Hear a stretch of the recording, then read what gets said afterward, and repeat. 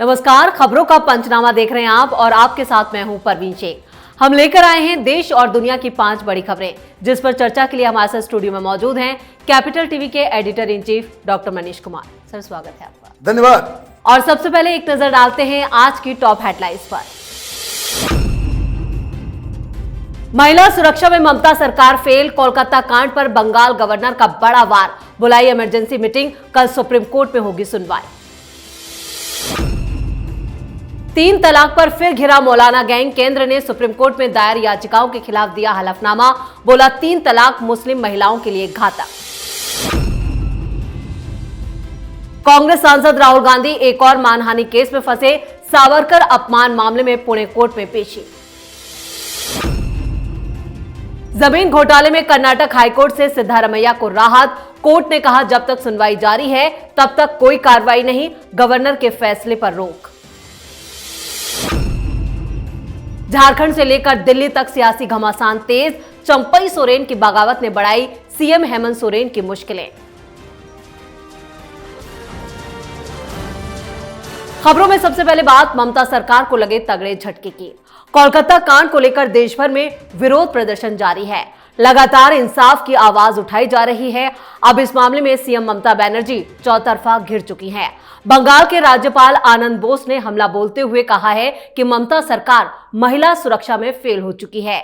Governor ने आज दिल्ली में गृह मंत्री अमित शाह से भी मुलाकात की, जिसके बाद एक इमरजेंसी मीटिंग बुलाई गई। वहीं ट्रेनी डॉक्टर के साथ हुई हैवानियत का मामला सुप्रीम कोर्ट पहुंच चुका है, जिस पर कल सुनवाई है।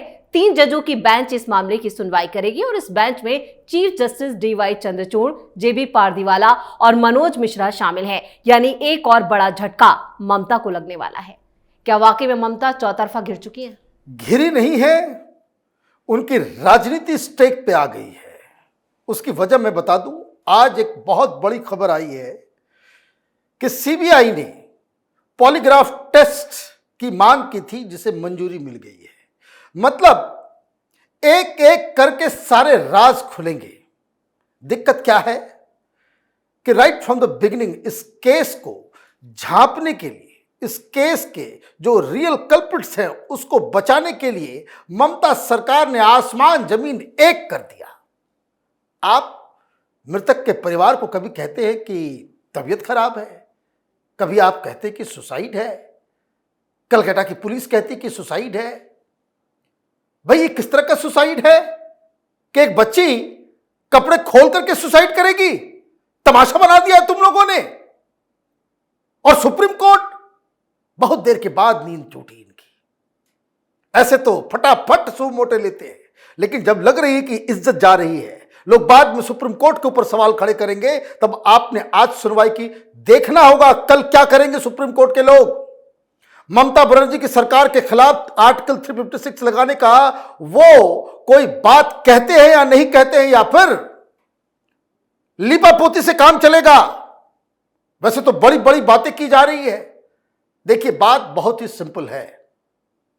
इस तरह के जघन्य अपराध में 1 महीने के अंदर फांसी मिले, इसके कड़े प्रावधान आपको बनाने होंगे। पॉलिटिकल पार्टीज रेप में भी तेरा रेप मेरा रेप, ये राज्य वो राज्य, ये पार्टी वो पार्टी, ये मुख्यमंत्री वो मुख्यमंत्री करने लगती है। ये सारी ये बीमारी से जो है ग्रसित है। तो तब तक कोई सुरक्षित नहीं है इस देश के अंदर, डर है ही नहीं किसी को। और जब आप लीपापोती का काम करेंगे, जजेस जो हैं वो पॉलिटिकली करेक्ट होने की कोशिश करेंगे, तो ये सारी चीजें होती रहेंगी। ममता बनर्जी की जहां तक सवाल है, तो ममता बनर्जी तो संविधान कानून सबको जो है ताक पर रख दिया है। उनका मन बढ़ाया है केंद्र सरकार ने। असेंबली इलेक्शन के बाद जिस तरीके से वहां पे हिंसा भड़काए ये टीएमसी के कार्यकर्ताओं के द्वारा, जिस तरीके से हमला किया गया, कांग्रेस वालों को मारा गया, वामपंथियों को मारा गया, बीजेपी के वोटर्स को मारा गया, सबको पिटाई पड़ी। लेकिन केंद्र में जो सरकार है उन्होंने आंखें बंद कर ली कि जैसे कुछ दिख नहीं रहा, कुछ सुनाई नहीं दे रहा, इन लोगों ने कुछ नहीं कहा। उस समय ही आर्टिकल 356 लगा दिया गया होता, आज ये नौबत नहीं आती। बिल्कुल। खबरों में आगे बढ़ते हैं और बात 3 तलाक पर केंद्र के करारे जवाब की है। तीन तलाक को लेकर दायर याचिका के जवाब में केंद्र ने सुप्रीम कोर्ट में हलफनामा दायर कर दिया। हलफनामे में केंद्र सरकार ने कहा है कि तीन तलाक कानून मुस्लिम महिलाओं को इंसाफ दिला रहा है। दरअसल 2019 के मुस्लिम महिला बिल अधिनियम के तहत तीन तलाक के अपराधीकरण की संवैधानिक वैधता को सुप्रीम कोर्ट में चुनौती दिए जाने पर यह हलफनामा दाखिल किया गया। केंद्र ने सुप्रीम कोर्ट में कहा कि कानून कैसा हो यह तय करना कोर्ट का नहीं, विधायिका का काम है। अपराध को परिभाषित करना और उसे दंड विधान को निर्धारित करना ही सरकार का मुख्य कार्य है। कानून कैसा हो यह तय करना अदालत का काम नहीं है। वहीं वक्फ बोर्ड पर आए बिल को लेकर भी सभी मुस्लिम संगठन एकजुट हो गए हैं और इसको लेकर एक बैठक की है, जिसमें मोदी सरकार से बिल वापस लेने पर विचार किया गया। यानी मोदी सरकार ने एक बार फिर मौलाना गैंग को रुला दिया है। क्या वाकई में कट्टरपंथी मुश्किलों में? देखिए, पूरी दुनिया कहां से कहां जा रही है। आर्टिफिशियल इंटेलिजेंस का युग आने वाला है और ये चंदाखोर, लिफाफाखोर मौलवी मौलाना ये कोई कट्टरपंथी वट्टरपंथी नहीं है। इस्लाम से कोई लेना देना नहीं है इन लोगों को। ये चंदाखोर किस्म के लोग हैं। इनको राजनीति चमकानी है, वोट के सौदागर है, बिजनेस है इनका, धंधा है इनका, माल कमाना इनका जो मेन प्राय होता है कि किसी तरीके से बवाल मचा। देखिए, बाबरी मस्जिद का मामला चल रहा था, कितने लोग करोड़पति बन गए। क्या हुआ? हासिल क्या हुआ? कुछ नहीं हुआ। ये सारी दुनिया आगे जा रही है और ये लोग बैक गियर फंसाए हुए गाड़ी में, इनको जाना है पीछे। भाई ये बता दो, तीन तलाक किसी भी रैशनल दिमाग से सही है? किस तरह का टॉर्चर महिलाओं के ऊपर लगातार होता है, ये किसी से छिपा हुआ है? ये तो धन्ना सेठ लोग हैं, इन लोगों को फर्क नहीं पड़ता। जो गरीब महिलाएं हैं भाई, इनको तो कोई फर्क नहीं पड़ता ना। भाई इस्लाम इस्लाम, ये पाबंदी वो पाबंदी, ये सब उनके लिए। ये बड़े बड़े मौलवी मौलाना, बड़े बड़े एडिटर, बड़े बड़े जो मुस्लिम रहनुमा हैं तथा कथित, उनके परिवार में जाकर देखिए, कोई पर्दा लगाता है क्या? कोई बुर्का पहन के घूमता है क्या? आप अपने मन से जिंदगी जिए, लेकिन जो गरीब है उसके लिए आप कोई आवाज, कोई बदलाव हो रहा है, उसमें आप बाधा क्रिएट कर देंगे। क्यों? माल आएगा, केस मुकदमा होगा, टीवी पे भाषण देने का मौका मिलेगा, हम बड़े हो जाएंगे, फिर इलेक्शन का समय आएगा तो फिर लिफाफा लेंगे। यह हकीकत है और इसलिए ये सब तमाशा करते रहते हैं।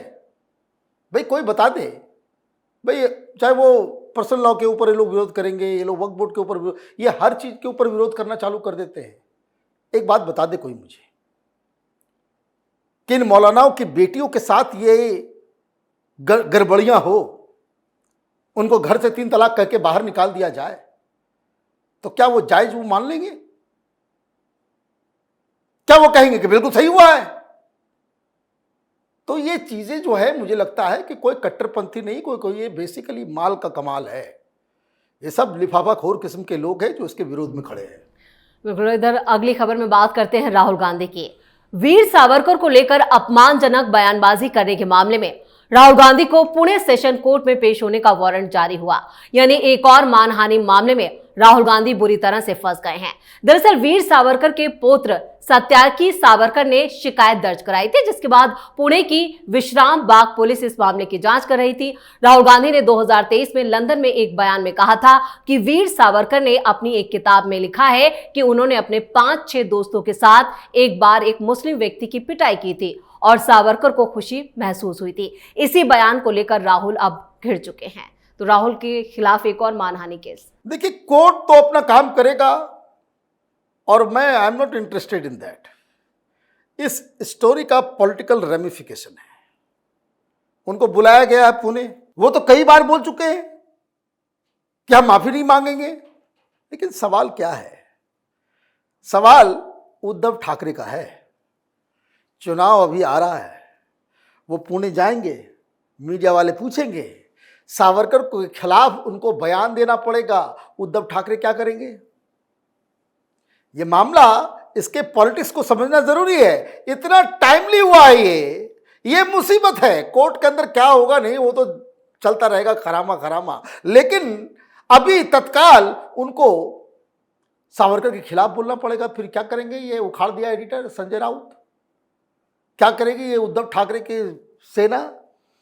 कि भाई राहुल गांधी सही कह रहे हैं या गलत कह रहे हैं, क्योंकि अभी तक तो कल तक मुख्यमंत्री बनने के चक्कर में आरती उतार रहे थे उद्धव ठाकरे और संजय राउत कि अगर प्रधानमंत्री उम्मीदवार बना दिया गया होता राहुल गांधी को तो 30-40 सीटें और ज्यादा आ गई होती, हमारी सरकार बन गई होती, बीजेपी की 30-40 सीटें कम हो गई होती, इसलिए उद्धव ठाकरे को मुख्यमंत्री बना दो। लेकिन जब इनको पुणे जब बुलाया जाएगा, कोर्ट के अंदर ये कहेंगे कि नहीं ये वीर सावरकर नहीं कायर सावरकर थे, तो फिर किस मुंह से उद्धव ठाकरे कांग्रेस पार्टी के साथ गठबंधन में रहेंगे। तो आने वाले चुनावों में राहुल गांधी के लिए मुश्किलें बढ़ चुकी हैं। इधर खबरों में आगे बढ़ते हैं और बात सिद्धारमैया की। जमीन घोटाले में फंसे सीएम सिद्धारमैया के खिलाफ राज्यपाल के फैसले से सियासी घमासान तेज हो चुका है। दरअसल सिद्धारमैया की राज्यपाल थावरचंद गहलोत के खिलाफ दायर याचिका पर आज हाईकोर्ट में सुनवाई हुई। कोर्ट ने कहा कि जब तक हाईकोर्ट में सुनवाई चल रही है तब तक मूडा मामले में ट्रायल कोर्ट सिद्धारमैया पर कार्रवाई ना करे। अगली सुनवाई 21 अगस्त को होगी। गवर्नर ने 17 अगस्त को सिद्धारमैया के खिलाफ केस चलाने की मंजूरी दी थी। उन पर मैसूरू शहरी विकास प्राधिकरण यानी मूडा की जमीन के मुआवजे के लिए फर्जी दस्तावेज लगाने का आरोप है। लेकिन फिलहाल उन्हें कोर्ट से राहत जरूर मिल गई है, लेकिन अभी मुश्किलें खत्म नहीं हुई हैं। क्या वाकई सिद्धारमैया की मुश्किलें अभी बरकरार? देखिए मुश्किलें तो हैं, लेकिन कभी कभी कोर्ट्स के जो इस तरह के फैसले होते हैं जजेस को समझना चाहिए। हमारा सिस्टम डिके कर रहा है, सड़ रहा है, गल रहा है, लोगों का यकीन खत्म होगा, सिस्टम तहस नहस हो जाएगा। कोर्ट से लोग ये एक्सपेक्ट करते हैं कि न्याय सिर्फ उस तरह का टेक्निकल तरीके से न्याय मत दें, न्याय ऐसा हो कि जिससे लगे कि न्याय हो भी रहा है, वो दिखना भी चाहिए। अब आपने राहत दे दी, कहानी क्या है, पूरी दुनिया जो भी इस केस को जान रहा है लोग सर पीट रहे हैं कि इतना लालची, भाई पैसे की कमी है तुमको, भाई कांग्रेस के नेताओं ने तो लूट लूट के देश को जो है कंगाल कर दिया और अपना घर भर लिया। ये छोटे से जमीन के टुकड़े के लिए मुख्यमंत्री अपनी पत्नी, अपना खानदान, सब लोगों को इन्वॉल्व कर लेता है। मुफ्त में चाहिए जमीन, भाई लेके जाओगे क्या सारी जमीन को? मतलब आप ये देखिए इनकी मानसिकता, सरकारी जमीन है लूट लो, सरकार से आवंटन करवाना है करवा लो। ये तो ओपन एंड शट एक ऐसा मामला है कि देखिए न्याय का जो पैरामीटर्स होना चाहिए, नेताओं को तो बिल्कुल ही दूसरे तरह के मापदंड से उनको तौलना चाहिए कि जरा सा भी कुछ गड़बड़ नजर आए नेताओं को पहले पनिश करो और उनको हार्श पनिशमेंट दो। कोई गरीब ये काम करे, कोई छोटा मोटा आदमी काम करे तो उसको तो कम पनिशमेंट दो, लेकिन जो मुख्यमंत्री है वो इस तरह की हरकत में जो है शामिल होता है तो उसको भी आप रिलीफ देने का काम करोगे कि नहीं अभी कार्रवाई नहीं होगी, अभी गिरफ्तारी नहीं होगी। देखिए कैसे कैसे केजरीवाल को क्या क्या क्या क्या किस तरीके से, भाई कोई सिस्टम है इस देश के अंदर में? लोग यहां ऑक्सीजन को लेकर के मरे जा रहे थे, दम घुट रहा था, लोगों को यह भगा रहा था कि दिल्ली से भाग जाओ, अपने अपने घर जाओ, कोरोना में हम कुछ नहीं कर सकते, और वहां वो अपना घर बना रहा था और आप उसको बेल देने के लिए आप लालायित रहते हो कि भाई इसको इलेक्शन कैंपेन, भाई इस तरह के लोगों को इलेक्शन कैंपेन में आप भेज रहे हो। तो ये जो है कभी कभी जो है न्याय हिंदुस्तान में जिस तरीके से अदालतों से मिल रही है, खास करके नेताओं के लिए, गरीबों के लिए नहीं।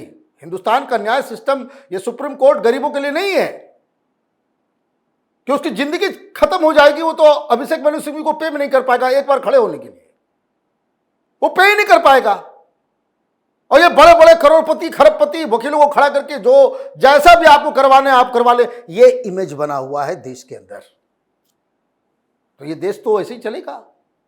देखिए कैसे अट्टहास करता है वो लालू यादव, कन्विक्टेड क्रिमिनल है, आपने उसको हेल्थ के ग्राउंड पे आपने उसको बाहर निकाल दिया। वो पॉलिटिकल रैली कर रहा है, देश में कौन प्रधानमंत्री को चोर बताएगा? This has come down to this. जिसको जेल के अंदर होना चाहिए वो तय कर रहा है कि भाई कौन नेता होगा, कौन प्रधानमंत्री, कौन दूल्हा होगा, बताइए। तो ये जो इस तरह के जो फैसले आते हैं तो सिस्टम के ऊपर लोगों का विश्वास डिग जाता है। और खबरों की आखिर में बात चंपई सोरेन की बगावत की। झारखंड के पूर्व सीएम चंपई सोरेन के बीजेपी में शामिल होने की चर्चा के बीच बीजेपी प्रदेश अध्यक्ष ने जवाब दिया है। बीजेपी प्रदेश अध्यक्ष बाबूलाल मरांडी ने कहा कि बीजेपी में शामिल होने के संबंध में चंपई सोरेन से अभी तक कोई बातचीत नहीं हुई है। चंपई मजे हुए राजनेता हैं और वो अपना रास्ता खुद तय करेंगे। लेकिन खबरें यह हैं कि दिल्ली में बैठे चंपई सोरेन की बीजेपी से डील डन हो चुकी है, बस औपचारिक ऐलान होना बाकी है। उधर झारखंड में भी सियासी घमासान तेज हो चुका है और सोरेन की सांसें अभी से फूलने लगी हैं। यहाँ पर संकट बड़ा जरूर है सोरेन के लिए, क्या निकल पाएंगे? देखिए, मुझे एक चीज से दिक्कत है, जो लोग कह रहे भाई बगावत कर दिया, बगावत कर दिया। भाई बगावत नहीं है, ये चंपई सोरेन का अपना संघर्ष है। आपको क्या लगता है कि पारिवारिक पार्टियां, किसी को भी आप आज मुख्यमंत्री बना दिया, कल बाहर निकले उसको, जैसे चाय से मक्खी को बाहर निकाल के फेंक दिया जाता है, आपने उसको उठा करके बाहर फेंक दिया। क्या सोच के कि जो कुछ होगा हमारे खानदान में ही होगा, खानदान के बाहर किसी को कुछ नहीं मिलेगा। आप उसको अपमानित कर रहे हैं। भाई जब वो मुख्यमंत्री थे उनके प्रोग्राम्स को कैंसिल किसने किया? क्यों किया? क्यों इतना अनसेरेमनियस तरीके से उनको आपने बाहर का रास्ता दिखा दिया? बात बहुत ही सिंपल है। वो 2 सीट्स मांग रहे थे कि भाई हमें 2 सीट दे दो, एक मेरे बेटे के लिए, एक मेरे लिए। हेमंत सोरेन ने कहा कि नहीं, एक ही लेना है, सराकेला लेना है, ले लीजिए। आप लड़ो या आपका बेटा लड़े, आप बेइज्जत भी करेंगे उसको, तो वो अपना रास्ता कोई भी अपनाएगा। इसमें बगावत क्या, विद्रोह क्या और दगाबाजी क्या, जिस तरीके से ये लोग कुछ लोग पेंट कर रहे हैं। और ये हेमंत सोरेन कह रहे हैं कि भाई बीजेपी की आदत है कि घर तोड़ देते हैं, पार्टी तोड़ देते हैं, लोगों को खरीद लेते हैं। तो भाई भेड़ बकरी को क्यों पाल रखे हो तुम, जो बिक जाता है 2 सेकंड में? इसका मतलब है कि विचारधारा से कोई बंधा हुआ नहीं तुम्हारा लीडर। और ये बात तब होती है कि जो कहे कि जो जिसकी राजनीति स्वयं में स्वच्छ हो। अभी जेल से बाहर आए हो और दूसरे को कह रहे हो भाई पैसे लेकर के। भाई कौन कौन घूस के लेकर के जेल के अंदर गया है वो दुनिया जानती नहीं है क्या? तो ये बेकार की चीजें हैं। उनका मन बन गया है, वो भारतीय जनता पार्टी में आएंगे, भारतीय जनता पार्टी को फायदा होगा। लेकिन ये भी एक अलग तरह की कहानी सामने आ रही है कि जिसकी वजह से ये जो उहापोह चल रही है बीजेपी में भी, क्योंकि बीजेपी के भी कुछ लीडर्स जो हैं वो ये कह रहे हैं कि उनको लाने की कोई आवश्यकता नहीं है, इनको नया पार्टी बनवा करके उनको लड़वाइए, लेकिन पार्टी के अंदर लाइएगा तो फिर जितने लोग उसके साथ आएंगे, कोई बता रहा है 10 विधायक आ रहे हैं, तो 10 विधायक आएंगे तो वो तो टिकट लेंगे ही, फिर वो लड़ेंगे ही। तो वो 5 साल तक जो बीजेपी का जो लीडर जो ग्राउंड में काम कर रहा था उसका तो पत्ता साफ हो जाएगा। तो कई सारे इफ एंड बट्स है, लेकिन 100 बात की एक बात है कि पारिवारिक पार्टियां जिस तरीके से अपने नेताओं को ट्रीट करती है, उसी का ये खामियाजा है कि हर जगह इस तरह के विद्रोह हो रहे हैं। चलिए, और तमाम जानकारी के लिए और सटीक विश्लेषण के लिए आपका बहुत बहुत धन्यवाद। तो खबरों के पंचनामा में आज के लिए इतना ही। देश और विदेश की बाकी खबरों और उनके सटीक एनालिसिस के लिए देखते रहिए कैपिटल टीवी। हमें लाइक कीजिए, शेयर कीजिए और हाँ, कैपिटल टीवी को सब्सक्राइब करना ना भूलिए। धन्यवाद।